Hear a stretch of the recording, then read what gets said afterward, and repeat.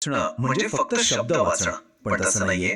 ते फक्त शब्द नसतात, त्यामागे खूप मोठा अर्थ दडलेला असतो. मग हा अर्थ शोधायचा कसा? तर न्यायाधीशांकडे ना यासाठी काही खास साधनं असतात. चला, आज आपण त्यांच्या त्या गुप्त साधनांच्या पेटीत जरा डोकावून पाहूया. एक साधं उदाहरण घेऊया. समजा एका कॉलेजच्या गेटवर पाटी लावली आहे, कॅम्पसमध्ये वाहनांना मनाई आहे. आता याचा अर्थ काय घ्यायचा? सायकल हे वाहन आहे का? अचानक एखादी ॲम्ब्युलन्स आली तर? आणि लहान मुलांची खेळण्यातली गाडी? बघा, वाहन हा एकच शब्द, पण त्याचे किती वेगवेगळे अर्थ निघू शकतात. कायद्याचा अर्थ लावताना नेमकी हीच गंमत आणि अडचण असते. हीच शब्दांची अस्पष्टता कायद्यासमोरचं सगळ्यात मोठं आव्हान आहे. आणि म्हणूनच यावर मात करण्यासाठी न्यायाधीशांना काही साधनांची, काही नियमांची गरज लागते. ही साधनं त्यांना योग्य निर्णय घेण्यास मदत करतात. तर मग न्यायाधीशांच्या या साधनांच्या पेटीतलं सगळ्यात पहिलं आणि मूलभूत साधन म्हणजे शब्दशः अर्थाचा नियम. नावावरूनच कळतंय, हा नियम अगदी सरळ सोट आहे. हा नियम काय म्हणतो? तो म्हणतो, जास्त डोकं चालू नका. जे लिहिलंय तेच वाचा. शब्दांना त्यांचा सामान्य डिक्शनरी मधला अर्थ द्यायचा.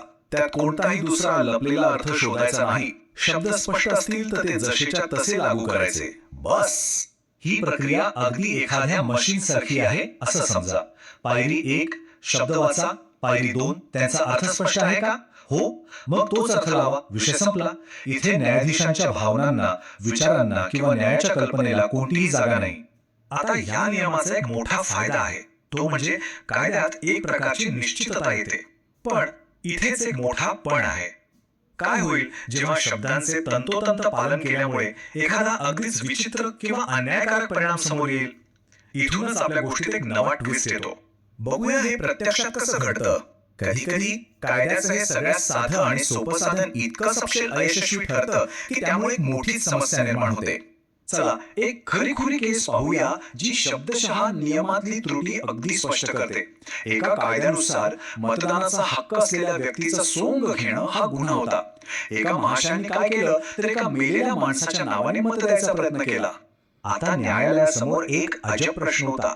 कायद्याच्या शब्दांनुसार विचार केला तर मृत व्यक्तीला मतदानाचा हक्क असतो का? नाही. मग त्या आरोपीने गुन्हा केला की नाही? विचार करण्यासारखा प्रश्न आहे, नाही का? आणि निकाल काय लागला माहितीये? न्यायालयाने शब्दशः नियम लावला आणि म्हटलं, मेलेल्या माणसाला मतदानाचा हक्क नसतो, त्यामुळे आरोपीने गुन्हा केलेलाच नाही. त्याची निर्दोष सुटका झाली.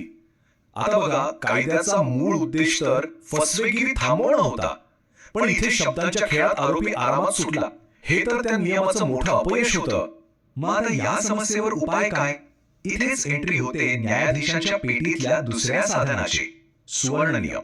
नावाप्रमाणेच हा नियम कायद्याचा अर्थ लावताना सोन्यासारखं काम करतो. हा नियम म्हणजे कायद्याच्या व्यवस्थेतला एक सेफ्टी व्हॉल्व्ह आहे. तो म्हणतो की शब्दांना त्यांचा सामान्य अर्थच द्या, पण जर त्यातून एखादा विचित्र, हास्यास्पद किंवा अन्यायकारक निकाल लागत असेल तर तो टाळण्यासाठी तुम्ही शब्दांच्या अर्थात थोडा बदल करू शकता. हा फरक बघा. शब्दशः नियम फक्त शब्द काय म्हणतात यावर लक्ष देतो, मग परिणाम काहीही हो. तर सुवर्ण नियम शब्दांचा अर्थ तर्कसंगत कसा लागेल याचा विचार करतो. एक प्रकारे तो अन्याय टाळण्याचा प्रयत्न करतो. या सुवर्ण नियमाची खरी ताकद समजून घेण्यासाठी आपल्याला अजून एका नाट्यमय केसकडे जावं लागेल. या केसने कायद्यासमोर एक मोठी नैतिक कसोटीच उभी केली होती. कल्पना करा, एका मुलाने स्वतःच्या आईची हत्या केली आणि तत्कालीन कायद्यानुसार आईची सगळी मालमत्ता तिच्या वारसाला म्हणजे त्याच मुलाला मिळणार होती. आता शब्दशः नियम लावला तर चक्क एका मारेकऱ्याला त्याच्याच गुन्ह्याचं बक्षीस मिळणार होतं. आता सांगा, न्यायालयासमोर केवढा मोठा नैतिक पेच उभा राहिला असेल? केवळ शब्दांचं पालन करून एका भयंकर अन्यायाला परवानगी द्यायची, की कायद्याचा जो खरा उद्देश आहे म्हणजे न्याय देणे तो पूर्ण करायचा? आणि इथेच सुवर्ण नियमानं कमाल केली. न्यायालयानं स्पष्ट केलं की कायद्याचा उद्देश कधीही असा अनैतिक आणि तिरस्करणीय परिणाम देणं असू शकत नाही. त्यांनी मुलाला वारसा हक्कापासून वंचित ठेवलं आणि अखेरीस शब्दांवर न्यायाचा विजय झाला.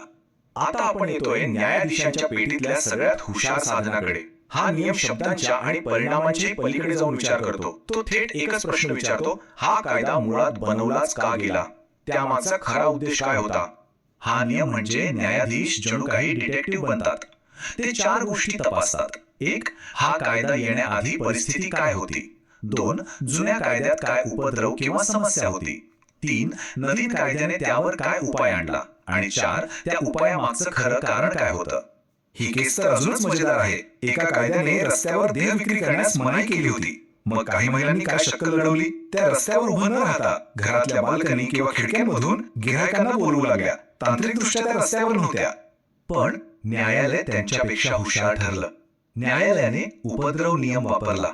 त्यांनी विचारलं, या कायद्याचा मूळ उद्देश काय होता. रस्त्यावरून जाणाऱ्या लोकांना त्रास होऊ नये हाच ना. मग त्या बाल्कनीतून त्रास देत असल्या तरी कायद्याचा उद्देश तोच होता, म्हणून त्यांना दोषी ठरवण्यात आलं. पाहिलं हा नियम किती प्रभावी आहे. तर मग हे सगळे नियम पाहिल्यावर एक मूळ प्रश्न समोर येतो. न्यायाधीशांची भूमिका नक्की काय आहे. कायद्याचे जशाच्या तसे पालन करणे की न्याय देणे, हा एक मोठा तात्विक संघर्ष आहे. यात ना 2 मुख्य विचारसरणी आहेत.